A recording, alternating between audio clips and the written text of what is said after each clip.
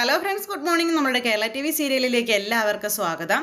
അങ്ങനെ നമ്മുടെ അമ്മയും മകളും കൂടി കുപ്പിയോളയൊക്കെ കയ്യിൽ അണിയിച്ച് സന്തോഷത്തോടു കൂടി അങ്ങനെ ഇരിക്കുന്നു.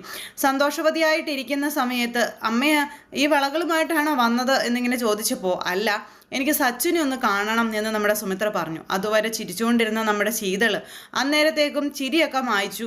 ഞാൻ അമ്മയ്ക്ക് ചായ എടുക്കാം എന്നും പറഞ്ഞ് അടുക്കളയിലേക്ക് അങ്ങ് പോയി. മകൾ അങ്ങ് എഴുന്നേറ്റ് പോയി കഴിഞ്ഞപ്പോഴത്തേക്കും നമ്മുടെ സുമിത്രയുടെ മുഖം അങ്ങ് മാറി. സുമിത്രയ്ക്ക് മനസ്സിലായി മകൾ എന്തൊക്കെയോ ഒളിക്കുന്നുണ്ട്, അവൾ ഒഴിഞ്ഞു മാറി പോയതാണ് എന്നുള്ളത്. അങ്ങനെ നമ്മുടെ സുമിത്ര ആ ഒരു ചിന്തയായിട്ട് എങ്ങനെ ഇരിക്കുക, എന്തിനായിരിക്കും അവൾ എന്നിൽ നിന്ന് ഒഴിഞ്ഞു മാറുന്നത്, അല്ലെങ്കിൽ ചോദിക്കുന്ന ചോദ്യങ്ങൾക്കൊന്നും വ്യക്തമായൊരു മറുപടി തരാത്തത്, അങ്ങനെയൊക്കെ നമ്മുടെ സുമിത്ര ചിന്തിക്കുന്നുണ്ട്. സുമിത്ര അങ്ങനെ ഇരിക്കുക. ഈ സമയത്ത് മകൾ ചായയുമായിട്ട് വരുന്നതും നോക്കി. അപ്പോൾ എന്തെങ്കിലും ഒരു സൂചനയെങ്കിലും ഇന്നത്തെ ദിവസം ഇവിടെ നിന്ന് കിട്ടും എന്നുള്ള പ്രതീക്ഷയാണ് നമ്മുടെ സുമിത്രയ്ക്ക്. അങ്ങനെ സുമിത്ര അതും ചിന്തിച്ചുകൊണ്ട് അവിടെ അങ്ങനെ ഇരിക്കുന്നത്. അങ്ങനെ ആ ഒരു സാഹചര്യങ്ങളും കാര്യങ്ങളും എല്ലാം അവിടെ ഇങ്ങനെ കഴിയുന്നു. അപ്പോൾ അങ്ങനെ ഒരു സിറ്റുവേഷനും കാര്യങ്ങളും അവിടെ നടക്കുന്ന സമയത്ത് വക്കീൽ അതുപോലെ തന്നെ രഞ്ജിതയും കൂടി വീണ്ടും കാറിനകത്തിരുന്ന് സംസാരിക്കുക. അപ്പോൾ സുമിത്രയുടെ കയ്യിൽ നിന്നും തലനാരിഴയ്ക്കാണ് രക്ഷപ്പെട്ടതെന്നും ഇനിയും സുമിത്രയുടെ കൈകളിൽ ചെന്ന് പെട്ട് കഴിഞ്ഞിട്ടുണ്ടെങ്കിൽ എന്ത് ചെയ്യും എന്നുള്ള കാര്യമൊക്കെ വക്കീൽ രഞ്ജിതയോട് ചോദിക്കുന്നു. സുമിത്രയെ നിങ്ങൾ ചെറുതായോ അല്ലെങ്കിൽ നിസ്സാരക്കാരിയായോ കാണരുതെന്നും സുമിത്ര ബഡാ ടീം ആണെന്നുള്ള കാര്യങ്ങളൊക്കെ ഇയാൾ രഞ്ജിതയോട് പറയുമ്പോൾ, ഒരു കാര്യം ഞാൻ പറഞ്ഞേക്കാം, എൻ്റെ മുന്നിലിരുന്ന് സുമിത്രയെന്ന് പറയുന്നവളെ ഒരിക്കലും പുകഴ്ത്തരുത്, അതെനിക്ക് ഇഷ്ടമല്ലെന്ന് വക്കീലിന് അറിയാമല്ലോ. പിന്നെ ഒരു കാര്യം ഞാൻ പറഞ്ഞേക്കാം, അവളെ എങ്ങാനും വക്കീൽ കണ്ടെന്നോ അല്ലെങ്കിൽ സുമിത്രയുടെ മുന്നിലെങ്ങാനും വക്കീൽ ചെന്ന് പെട്ടെന്ന് ഞാൻ അറിഞ്ഞാലേ പിന്നെ ഈ ഇരിക്കുന്ന രഞ്ജിത ആയിരിക്കില്ല താൻ കാണാൻ പോകുന്നത്. നിങ്ങൾ വേറൊരു രഞ്ജിതയെ കാണേണ്ടി വരും. പിന്നെ അതിൻ്റെ ഭവിഷ്യത്ത് അത് വളരെ വലുതായിരിക്കുമെന്നും പറഞ്ഞുകൊണ്ട് ഇങ്ങനെ വക്കീലിനെ ഭീഷണിപ്പെടുത്തുവാണ് രഞ്ജിത. വക്കീലിന് അറിയാമല്ലോ, ഇടഞ്ഞു കഴിഞ്ഞാൽ ഈ രഞ്ജിത ആരാണെന്ന്, രഞ്ജിതയോട് കളിക്കാൻ വന്നാൽ വരാൻ പോകുന്നത് എന്താണെന്നും വക്കീലിന് അറിയാമല്ലോ. നോക്കിയും കണ്ടുമൊക്കെ അവളിൽ നിന്നും ഒരകലം പാലിച്ച് അകന്നു മാറി നടന്നാൽ വക്കീലിന് കൊള്ളാം എന്നും പറഞ്ഞുകൊണ്ട് വക്കീലിനെ വീണ്ടും വീണ്ടും ഭീഷണിപ്പെടുത്തുന്നു. ഇതൊക്കെ കേട്ട് കഴിഞ്ഞപ്പോൾ വക്കീലിന് എന്തെങ്കിലും പറയാനുണ്ടോ? വക്കീലാണെങ്കിൽ ചെന്ന് തല വെച്ച് കൊടുത്തു പോയില്ലേ. അതുകൊണ്ട് തന്നെ വക്കീൽ ആ ഒരു വല്ലാത്തൊരു ഇതിൽ ഇങ്ങനെ ഇരിക്കുക. എന്തായാലും എൻ്റെ ആയുസ് അല്ലെങ്കിൽ എൻ്റെ ജീവിതം ഞാൻ നോക്കിയാലേ പറ്റുള്ളൂ, അതുകൊണ്ട് തന്നെ മാക്സിമം സുമിത്രയുടെ കണ്ണുകളിൽ പെടാതെ ഞാൻ തന്നെ നോക്കിക്കോളാം എന്നും പറഞ്ഞുകൊണ്ട് വക്കീൽ അവിടെ നിന്ന് അങ്ങോട്ടേക്ക് പോയി. അങ്ങനെ വക്കീൽ അവിടെ നിന്ന് പോയി കഴിഞ്ഞപ്പോഴത്തേക്കും രഞ്ജിതയാണെങ്കിൽ ഇങ്ങനെ എന്തൊക്കെയോ ആലോചിച്ച് അങ്ങനെ ഇരിക്കുക. അപ്പോൾ ആർക്കായിരുന്നാലും ഇച്ചിരി പേടിയിരിക്കുന്നത് നല്ലതാണെന്ന് രഞ്ജിതയ്ക്ക് അറിയാവുന്നത് കൊണ്ട് രഞ്ജിത അങ്ങനെ ചിന്തിക്കുന്നു. ആ സംഭവം കാര്യങ്ങളും ഇതെല്ലാം കഴിഞ്ഞു. പിന്നെ ഈ കയ്യിൽ, അതായത് സുമിത്രയുടെ കയ്യിൽ നിന്ന് കട്ടെടുത്ത പൈസയായിട്ട് സാരി മേടിക്കാനും മറ്റു പ്ലാനിങ്ങുകളും ഒക്കെ ആണല്ലോ സരസ്വതി അമ്മയ്ക്ക്. ഈ പൈസയും കയ്യിൽ പിടിച്ച് ഭയങ്കര ആലോചനയും കാര്യങ്ങളും. പിന്നെ ഈ പൈസ അവിടെ നിന്ന് എടുത്തത് എന്തായാലും സുമിത്രയും പൂജയും അറിയും. അപ്പോൾ അതിന് പിടി കൊടുക്കരുത്, ഒരു കാരണവശാലും താൻ ആണ് ഈ പൈസ എടുത്തതെന്ന് അവർ കണ്ടുപിടിക്കരുത്. അപ്പോൾ അതിന് വേണ്ടിയിട്ട് എന്താ ചെയ്യേണ്ടതെന്നൊക്കെ ഓർത്ത് സരസ്വതി അമ്മ അങ്ങനെ ഇരിക്കുന്നു. എന്നിട്ട് ആരും കാണാത്ത, ആരുടെയും ശ്രദ്ധയിൽപ്പെടാത്തൊരിടത്ത് കൊണ്ട് ഒളിപ്പിക്കാനൊക്കെ പുള്ളിക്കാരി പ്ലാൻ ചെയ്യും. എന്നിട്ട് സ്വന്തം റൂമിൽ ചെന്നിട്ട് അവിടെ നോക്കി ഇവിടെ നോക്കി ഇതൊക്കെ ഒളിപ്പിച്ച് വെക്കാനായിട്ട്, എന്നിട്ട് ഒരു സ്ഥലം കണ്ടുപിടിച്ചിട്ട് പുള്ളിക്കാരി ആ പൈസ ഇരു ചെവി അറിയാതെ അങ്ങ് ഒളിപ്പിക്കുന്നു. തരം കിട്ടുമ്പോൾ, തക്കം കിട്ടുമ്പോൾ പൈസ എടുക്കാം, അതെടുത്തിട്ട് സാരി മേടിക്കാം, അതിനുശേഷം ബാക്കി പൈസ സൂക്ഷിച്ചു വെക്കാം. ഇനിയിപ്പോൾ അവളുടെയൊക്കെ അഹങ്കാരം എൻ്റെ മുന്നിൽ നടക്കുന്നത് എനിക്കൊന്ന് കാണണം. അങ്ങനെയൊക്കെയാണ് സരസ്വതി അമ്മ നിന്ന് ചിന്തിക്കുന്നത്. അപ്പോൾ സുമിത്രയുടെ പൈസ അടിച്ചെടുത്തു, ഇനി സുമിത്രയുടെ അഹങ്കാരം സഹിക്കേണ്ട കാര്യം എനിക്കില്ലാന്ന് അങ്ങനെയൊക്കെ നിന്ന് ചിന്തിച്ചുകൊണ്ട് സരസ്വതി അമ്മ ഇങ്ങനെ ദിവസപ്നം കുറേ കാണുന്നുണ്ട്. ആ സമയത്താണ് ശീതൾ നമ്മളെ സുമിത്രയ്ക്ക് ചായയുമായിട്ടൊക്കെ വരുന്നത്. അമ്മയ്ക്ക് ചായ കൊണ്ടുവന്ന് വെച്ചിട്ട് അമ്മയോട് വന്ന് ചായ കുടിക്കാൻ പറഞ്ഞു. അങ്ങനെ അമ്മയും മോളും കൂടെ ചായ കുടിച്ചുകൊണ്ടിരിക്കുന്നു. വർത്തമാനമൊക്കെ പറഞ്ഞ് ചായ കുടിച്ചുകൊണ്ടിരിക്കുമ്പോഴത്തേക്കും സച്ചിൻ എപ്പോഴത്തേക്ക് വരും മോളെ തുടങ്ങിയ കാര്യങ്ങളൊക്കെ ചോദിക്കുക. അപ്പോൾ സച്ചിൻ്റെ കാര്യം പറയുമ്പോൾ എല്ലാം ശീതളിൻ്റെ മുഖം അങ്ങ് വാടി അങ്ങോട്ട് വല്ലാതാകുന്നു. ഇതെല്ലാം സുമിത്ര ശ്രദ്ധിക്കുന്നുണ്ടേ. അപ്പോൾ എപ്പോൾ വരുമെന്ന് എനിക്ക് അറിയില്ല, അമ്മയെ താമസിക്കുമായിരിക്കും. അമ്മ സച്ചിനെ നോക്കിയിരുന്ന സമയത്ത് വീട്ടിൽ പൂജ എത്തുമ്പോഴേക്ക് എത്താൻ പറ്റുമെന്ന് അറിയില്ലെന്നൊക്കെ പറഞ്ഞുകൊണ്ട് ഇങ്ങനെ ഒഴിവാക്കാൻ ശ്രമിക്കാം. ഇനി എത്ര നേരം പോയാലും ഞാൻ സച്ചിനെ കണ്ടിട്ടേ വീട്ടിലോട്ട് പോകുന്നുള്ളൂ എന്നും പറഞ്ഞുകൊണ്ട് നമ്മുടെ സുമിത്ര നേരം കട്ടായും പറഞ്ഞു. അത് കേട്ട് നമ്മുടെ ശീതള ആകെ ടെൻഷനായിട്ട് ഇരിക്കുക കേട്ടോ. ടെൻഷൻ അടിച്ച് ഈ ചായ ഇങ്ങനെ കുടിച്ചുകൊണ്ടിരിക്കുന്ന സമയത്താണ് കഴുത്തിൽ നിന്ന് ആ ഷോള് മാറിപ്പോകുന്നത്. ആ ഷോള് മാറിപ്പോയി കഴിഞ്ഞപ്പോഴത്തേക്കും വലിയ 3 പാടി നഖത്തിനൊക്കെ അള്ളി പറിച്ചു വെച്ചിരിക്കുന്ന ഒരു പാട്. ഇത് കണ്ട് സുമിത്ര വേഗം ചാടി എഴുന്നേറ്റിട്ട് ആ ഒരു ഷോളെടുത്ത് മാറ്റി. ഷോള് മാറ്റിയിട്ട് ഇതെങ്ങനെ ഇങ്ങനെ മുറിഞ്ഞിരിക്കുന്നതെന്ന് ചോദിച്ചു. അപ്പോഴത്തേക്കും വേഗം തന്നെ വെപ്രാളം കൂട്ടി അതൊക്കെ വാരി കൂട്ടി പിടിക്കാനൊക്കെ ആയിട്ട് ശ്രമിക്കുകയാണ് മകള്. അപ്പോഴേക്കും നീ എന്നെ ഇനി മറക്കണ്ട, അപ്പം ഇത് മറയ്ക്കാൻ വേണ്ടിയിട്ടായിരുന്നു, ഈ മുറിവ് ഞാൻ കാണാതിരിക്കാൻ വേണ്ടിയിട്ടായിരുന്നു അല്ലേ ഈ ഷോള് നീ എടുത്ത് ഇങ്ങനെ വട്ടം ചുറ്റിയത്? എന്തിനാ മോളെ ഇത്രയും കള്ളത്തരമൊക്കെ നീ കാണിക്കുന്നത് എന്നൊക്കെ ചോദിച്ചു. അപ്പം മകളുടെ കള്ളത്തരങ്ങളൊക്കെ അമ്മയ്ക്ക് മനസ്സിലായി. അത് കേട്ട് കഴിഞ്ഞപ്പോഴത്തേക്കും നമ്മുടെ ശീതൾ അമ്മ അതിൽ നിന്ന് വിടാൻ പറഞ്ഞു. ഏതു വിടാൻ?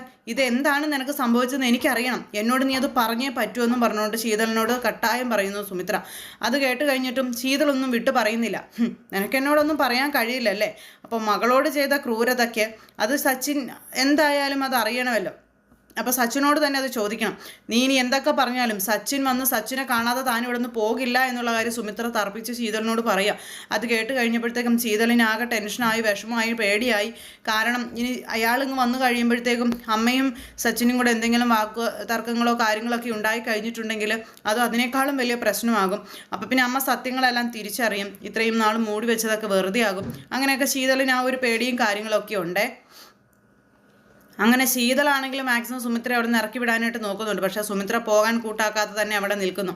മകൾക്ക് സംഭവിച്ച ദുരന്തത്തിൻ്റെ കാരണം അത് സച്ചിൻ്റെ നാവിൽ നിന്ന് തന്നെ കേൾക്കണം എന്നുള്ള ആ ഒരു ഉറച്ച തീരുമാനമായിട്ടാണ് നമ്മുടെ സുമിത്ര അവിടെ ഇരിക്കുന്നത്. എന്തായാലും സച്ചിനിങ് വരട്ടെ, അവനോട് തന്നെ കാര്യങ്ങൾ ചോദിച്ചറിഞ്ഞിട്ടേ ഞാൻ പോകുന്നുള്ളൂ എന്ന് സുമിത്ര തറപ്പിച്ചു പറയുന്നു. അങ്ങനെ സുമിത്രയെ പേടിച്ച് ശീതൾ ഇങ്ങനെ അവിടെ ഇരിക്കുകയാണ്. സത്യങ്ങൾ അറിഞ്ഞ് സുമിത്രയുടെ ആ ഒരു പെരുമാറ്റവും അല്ലെങ്കിൽ സുമിത്രയുടെ നീക്കങ്ങളൊക്കെ അറിഞ്ഞ് പേടിച്ച് വിറച്ച് ശീതൾ ഇങ്ങനെ അവിടെ ഇരിക്കുന്നു. ദൈവമേ, ആപത്തൊന്നും വരരുതേ എന്ന്. അങ്ങനെ ആ ഒരു സംഭവവും കാര്യങ്ങളും ഒക്കെ അവിടെ നടക്കുകയാണ്. ഈ സമയത്ത് നമ്മുടെ ദീപു ആണെങ്കിൽ പരമശിവൻ വിളിച്ചനുസരിച്ച് അയാളെ കാണാനായിട്ട് അവിടെ വെയിറ്റ് ചെയ്ത് നിൽക്കുന്നു. കുറച്ച് നേരമായി ഇങ്ങനെ നിൽക്കുന്നു. എന്തൊക്കെയോ മനസ്സിലിങ്ങനെ ആലോചിച്ച ദീപ് നിൽക്കുന്നു. ഇവൻ്റെ മുന്നിൽ നിന്ന് രക്ഷപ്പെട്ട് കിട്ടണം. എന്തെങ്കിലുമൊക്കെ കള്ളത്തരം പറഞ്ഞാൽ മാത്രമേ പരമശിവത്തിൻ്റെ കയ്യിൽ നിന്നും രക്ഷപ്പെട്ട് പോരാനായിട്ട് ദീപുവിന് കഴിയുകയുള്ളൂ. അതുകൊണ്ട് തന്നെ പല അടവുകളും തന്ത്രങ്ങളും ഒക്കെ പയറ്റി തെളിയാനായിട്ട് ആ ഒരു വിഷമത്തിൽ ഇങ്ങനെ അല്ലെങ്കിൽ ആ ഒരു ചിന്തയിലൊക്കെ ഇങ്ങനെ നിൽക്കുകയാണ് നമ്മുടെ ദീപു. ആ സമയത്താണ് പരമശിവം അങ്ങോട്ടേക്ക് വരുന്നത്. പരമശിവത്തിനെ കണ്ടു കഴിഞ്ഞപ്പോഴത്തേക്കും ദീപുവിനെ നെഞ്ചൊന്നിടിച്ചു. പരമശിവമാണെങ്കിൽ വളരെ കൂളായിട്ട് ഇങ്ങനെ ചിരിച്ചുകൊണ്ട് ഇങ്ങനെ നിൽക്കുക. എന്നിട്ട് ദീപുവിൻ്റെ അരികിൽ കൊണ്ടുവന്ന് വണ്ടി നിർത്തി. അപ്പോൾ ഗുണ്ടകളും ഉണ്ട് കൂട്ടത്തിൽ. ദീപുവിനോട് വണ്ടിയിലേക്ക് കയറാൻ പറഞ്ഞു. ദീപുവിന് വണ്ടിയിലേക്ക് കയറാനായിട്ട് ഭയങ്കര പേടി. വണ്ടിയിലേക്ക് കയറണോ, ഇവിടെ നിന്നാ പോരേന്ന് ചോദിച്ചപ്പം ഇതെന്താ ദീപു നീ ഇങ്ങനെ പറയുന്നത്, നീ വണ്ടിയിലേക്ക് കയറി, നിനക്ക് എന്താ തന്നെ വിശ്വാസമില്ലേ എന്നൊക്കെ ചോദിച്ച് ആ ഒരു ഡയലോഗും കാര്യങ്ങളും ആ ഒരു ഇതൊക്കെ ഉണ്ടല്ലോ ഈ പരമശിവത്തിന്, അങ്ങനെ സംസാരിക്കുന്നു. അപ്പോൾ അത് കേട്ട് കഴിഞ്ഞപ്പോഴത്തേക്കും നമ്മുടെ ദീപു വണ്ടിയിലേക്ക് കയറി. അപ്പോൾ ഫ്രണ്ടിലിരുന്ന പരമശിവം എഴുന്നേറ്റ് ബാക്കിലേക്ക് ഇരുന്നു. അപ്പോഴേക്കും ദീപുവിന് ചങ്ക് കിടന്ന് പടപടാന്ന് ഇടിക്കാൻ തുടങ്ങി. വണ്ടി ഓടിക്കുന്നവനോട് വണ്ടി എടുത്തോളാനും പറഞ്ഞു. അപ്പം വണ്ടി എടുത്തു. ഇവർ തമ്മിലിങ്ങനെ സംസാരിക്കുക. അപ്പോൾ പൈസയുടെ കാര്യങ്ങളെപ്പറ്റിയാണ് സംസാരിക്കുന്നത്. എനിക്ക് തരാനുള്ള പൈസ എപ്പോൾ തരും, എങ്ങനെ തരും, ഏത് സമയത്ത് തരും, അങ്ങനെയൊക്കെ ഇങ്ങനെ ചോദിക്കുമ്പോഴത്തേക്കും എന്നോട് കുറച്ചെങ്കിലും കരുണ കാണിക്കണം, എൻ്റെ അവസ്ഥയൊക്കെ പരമശിവത്തിന് അറിയാവുന്നതല്ലേ, എനിക്ക് ഒരു നിവൃത്തിയില്ലാത്തത് കൊണ്ടാണ് ഞാൻ പൈസ തരാത്തത്, അല്ലെങ്കിൽ ഞാൻ എപ്പോഴേ ആ പൈസ തന്നേനെ എന്നൊക്കെ പറഞ്ഞ് അങ്ങനെ പറയുന്ന സമയം നീ ആരെ വേണമെങ്കിലും പൊട്ടനാക്കിക്കോ, പക്ഷേ ഈ പരമശിവത്തിനെ പൊട്ടനാക്കാനേ നീ നോക്കണ്ടെന്ന് പറയുകയാണ് പരമശിവം.